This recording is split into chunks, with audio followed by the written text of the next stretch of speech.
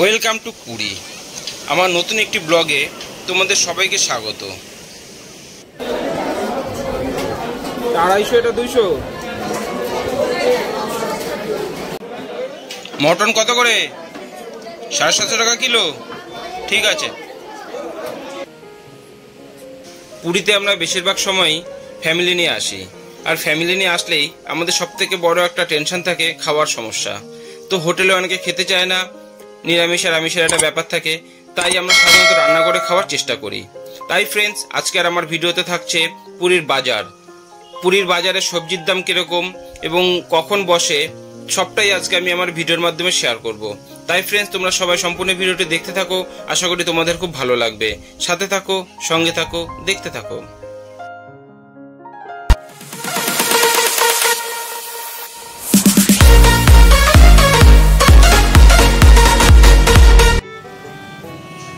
স্বর্গদ্বারের সামনে থেকে হরিদাসের সমাধির পাশ থেকেই এই রাস্তাটি গেছে। এই রাস্তাটি ধরে সোজা গেলেই আমরা পুরীর বাজার দেখতে পাবো। স্বর্গদ্বার থেকে খুব বেশি হলে 2 থেকে 5 মিনিটের দূরত্বে রয়েছে পুরীর এই বাজার। পুরীতে এর আগে আমরা যতবারই এসেছি প্রতিবারই আমরা এই বাজার থেকে বাজার করে রান্না করে খেয়েছি। নিজেরা রান্না করে খেলে যেরকম তৃপ্তি পাওয়া যায়, তার উপরে হাতে পয়সাটা অনেকটা সেভ হয়। তার জন্য তোমাদেরকে আমরা সাজেস্ট করব, তোমরা আসলে অবশ্যই এই বাজার থেকে বাজার করে রান্না করে খেও। সমস্ত ধরনের সবজি এখানে পাওয়া যায়, কিন্তু তুলনামূলকভাবে একটু দাম বেশি। যেহেতু এটা একটা ট্যুরিস্ট স্পট এবং আমরা সাধারণত যারা পুরীতে ঘুরতে আসি তারাই এই বাজার থেকে কেনাকাটি করি।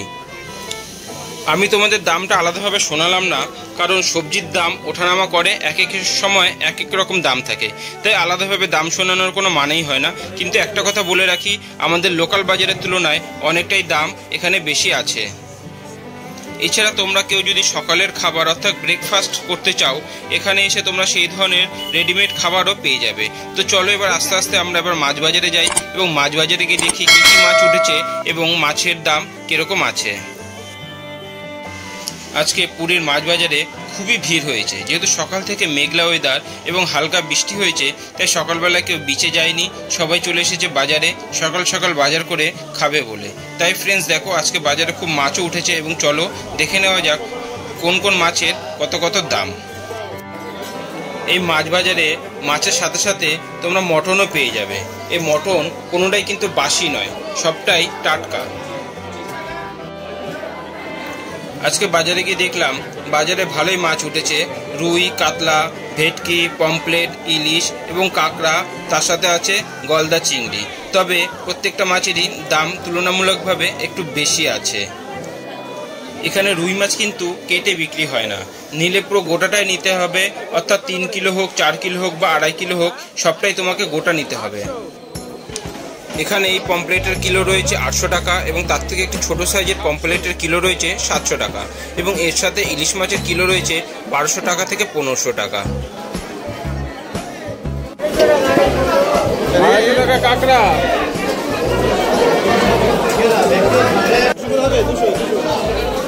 আরে এটা দাম কমা কত করে? 250 এটা 200। তো বাজারে অনেকক্ষণ ঘোরাঘুরি করার পর এই কাঁকড়াগুলো দেখে একটু ভালো লাগলো এবং এই কাঁকড়াগুলো খেতে ইচ্ছে করছিল, তাই 250 টাকা দামের কাঁকড়াগুলো 1 কিলো 250-র মতন নিলাম।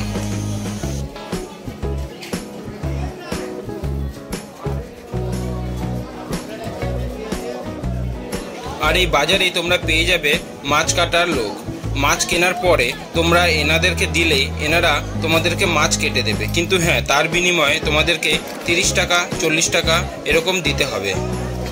তো আমরাও যে কাঁকড়াটা কিনেছি, তো কাঁকড়াটা এনাকে দিয়ে কাটিয়ে নিচ্ছি।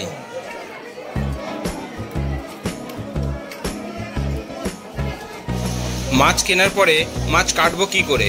হোটেলে তো আর বটি নেই, তো সুতরাং সেই সমস্যা পুরীর বাজারে নেই। মাছ কেনার পরে এনাদেরকে দিলেই তোমাদের যেরকমভাবে দরকার সেরকমভাবে এরা মাছ কেটে দেবে। এই যে গলদা চিংড়িগুলো দেখা যাচ্ছে, এগুলো হচ্ছে কিলো প্রতি 450 টাকা। তো এই গলদা চিংড়িগুলো আমাদের দেখে খুব ভালো লাগলো, তাই এখান থেকে আমরা 1.5 কেজির মতন চিংড়ি মাছ নিয়ে নিলাম। এই বাজারে তোমরা মুরগির মাংস পেয়ে যাবে কিলো প্রতি 210 টাকা। তবে এই দামটা ফিক্স নয়, দামটা ওঠানামা করে আমাদের লোকাল বাজারের মতোই। তো অন্য দিনের তুলনায় আজকে বাজারে একটু বেশি ভিড় দেখলাম, তো সেটাই তোমাদেরকে একটু দেখিয়ে দিচ্ছি। আর ইলিশ মাছের সাইজগুলো বেশ ভালোই বড় ছিল, সেই কারণে দামটা ওরকম বেশি রয়েছে।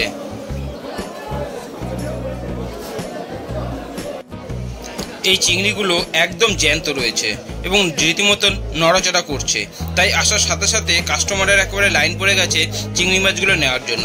এই চিংড়ি মাছগুলোর দাম রয়েছে 250 থেকে 300 টাকা।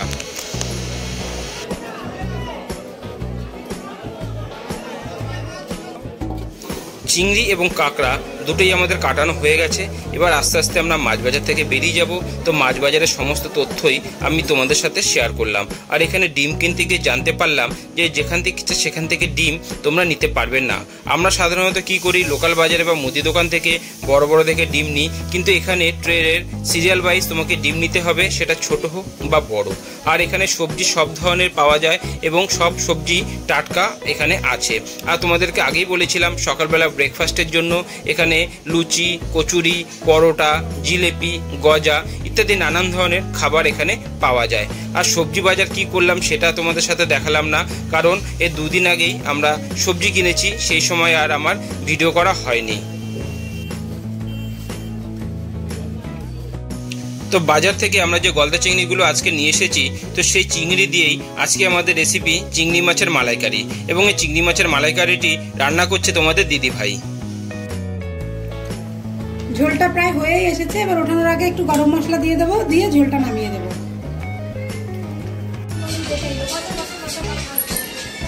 তো সবার পাতে অলরেডি চিংড়ি পড়ে গেছে, আমার পাতে এখন চিংড়ি পড়ছে।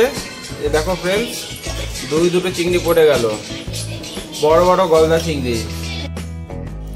পুরীতে ঘুরতে এসে এইভাবে নিজেরা রান্না করে খাওয়ার একটা আলাদা মজা আছে।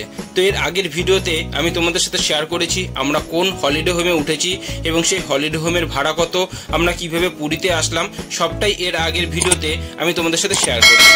তো আমার আজকের এই ভিডিও তোমাদের কেমন লাগলো অবশ্যই তোমরা আমাকে কমেন্ট বক্সে জানিও, এবং ভিডিওটি যদি ভালো লেগে থাকে লাইক কমেন্ট শেয়ার করো, তার সাথে সাবস্ক্রাইব করতে কিন্তু ভুলো না। তো ফ্রেন্ডস, আবার দেখা হবে নতুন একটি দিনে নতুন একটি ব্লগের সাথে।